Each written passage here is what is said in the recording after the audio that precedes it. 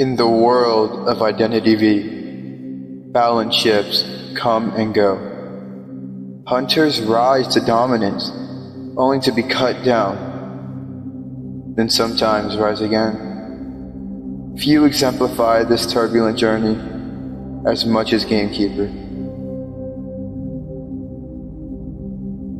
Today, we'll explore the story of Gamekeeper, how he was born, how he was nerfed, buffed, forgotten, and how he clawed his way back. Strap in, it's a long road.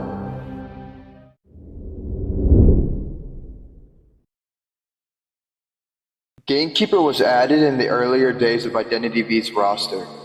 According to official records, he experiences changes as early as February through March 2018, but this period already featured a significant nerf.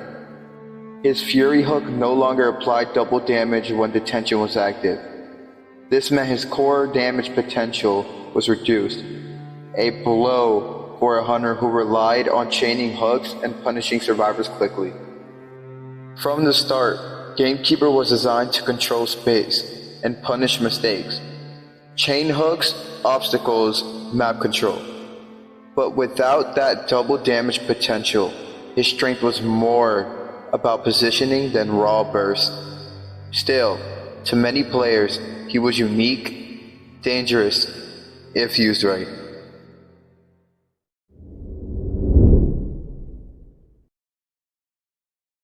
Over the next years, Gamekeeper underwent a series of tweaks, some helpful, some controversial.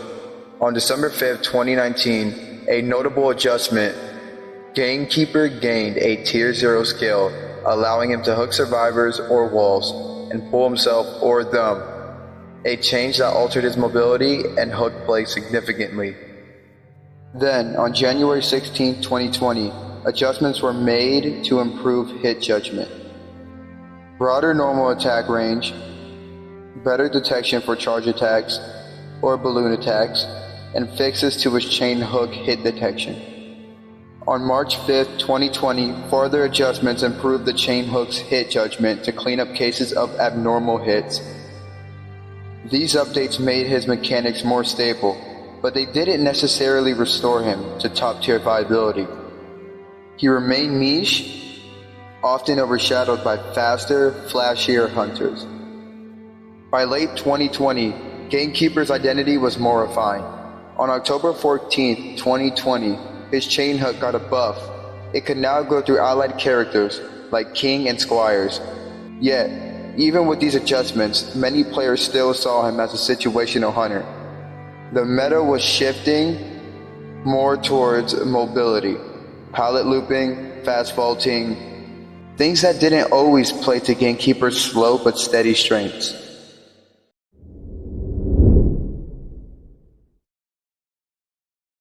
2021 marked a turning point for Gamekeeper. On March 25, 2021, a major update revamped significant parts of his kit. His external trait Suffocation was reworked beyond just slowing survivors down. Vaulting speed reduction became part of his toolkit. Initially, vaulting speed was cut by 20%. After balance, the movement speed reduction became 13%, with the vaulting speed penalty now stackable up to 3 times. Crucially, he gained a Tier 0 ability, Trap. Gamekeeper can now place traps at his location. Survivors who stepped on these traps would be imprisoned for 8 seconds.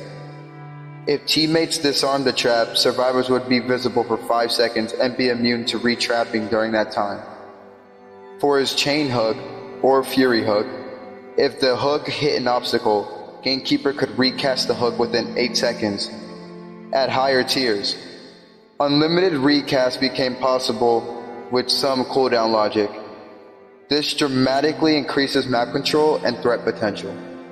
These changes gave Gamekeeper a whole new dimension. Map control through traps, area denial, plus improved hooking. He was no longer solely reliant on landing perfect hooks. He could control how survivors moved, predict their path, and punish mistakes. For many, suddenly Gamekeeper felt viable again. He had new tools, new threats, and a playstyle that rewarded patience, positioning, and prediction. It wasn't flashy, but it was effective.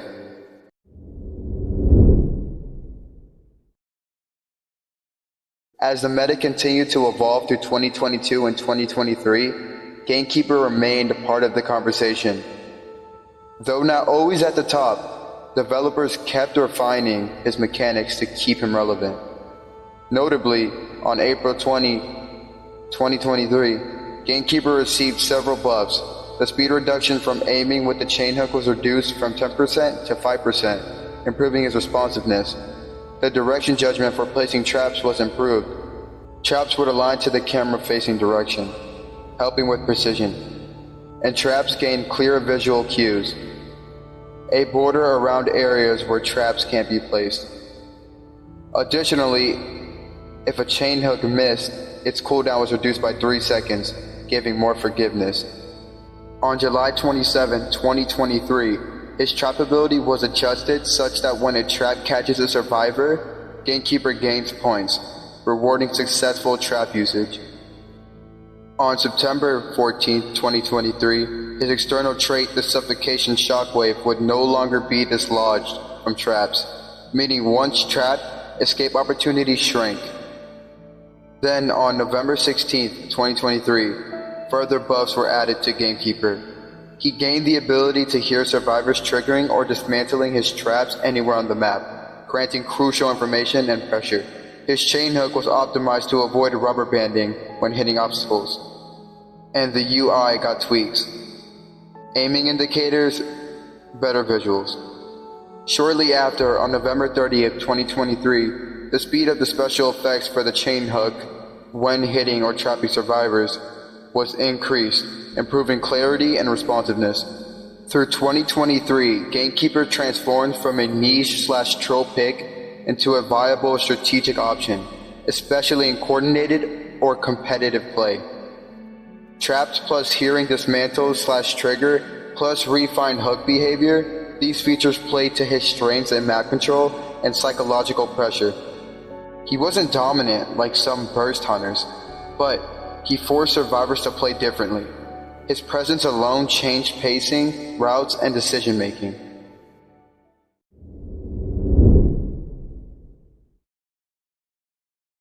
But no journey is a straight climb. On May 15, 2024, Gamekeeper took a serious hit. His suffocation effect was nerfed. The area of the effect was reduced by 25%. Survivors' movement speed penalty dropped to 10% from previous values, and vaulting speed reduction dropped to 8% from 20%. Moreover, the stacking limit decreased. Suffocation effects could now only stack twice. Finally, and crucially, Gamekeeper's initial numbers of traps was reduced to 2, and the recharge time for a new trap was increased to 50 seconds. These changes significantly reduced his map control power. Survivors had more breathing room, more escape options, and could often outmaneuver traps and suffocation. For a hunter built around control and pressure, this was a heavy nerf. Many players wondered, had Gamekeeper's resurgence been temporary?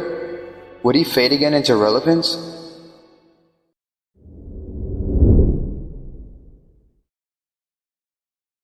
But Gamekeeper wasn't ready to stay down. With the patch on November 20th, 2025, he received new buffs to help him stay competitive.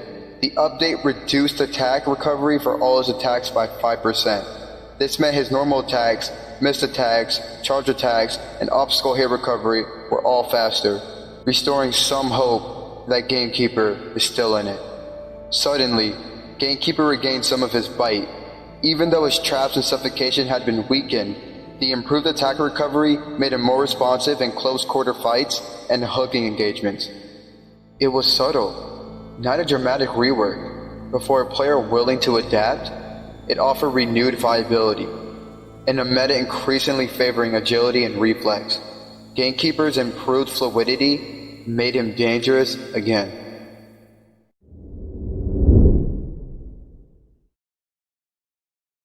Across 2019 through 2022, Gamekeeper's place in the meta fluctuated. When mobility-based hunters dominated, he lingered at the fringe, a niche pick for experienced players with casual fun. But every time a patch changed balance, or survivors learned new kiting tricks, or the map pool shifted, Gamekeeper responded. The 2021 Trap and Suffocation overhaul returned him to relevance.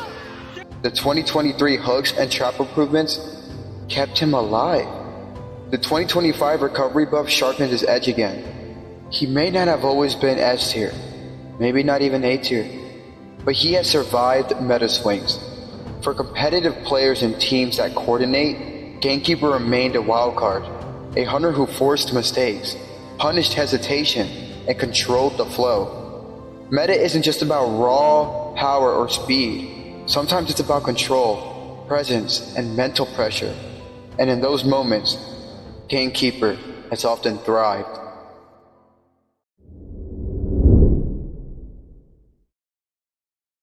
Gamekeeper's arc, from early nerfs to buffs to being sidelined and back, teaches us something important about Identity V. Balance is never final. Success with a hunter or a survivor isn't just about who's overpowered at the moment. It's about how well you adapt, how well you read opponents, and how patiently you play. Gamekeeper isn't flashy.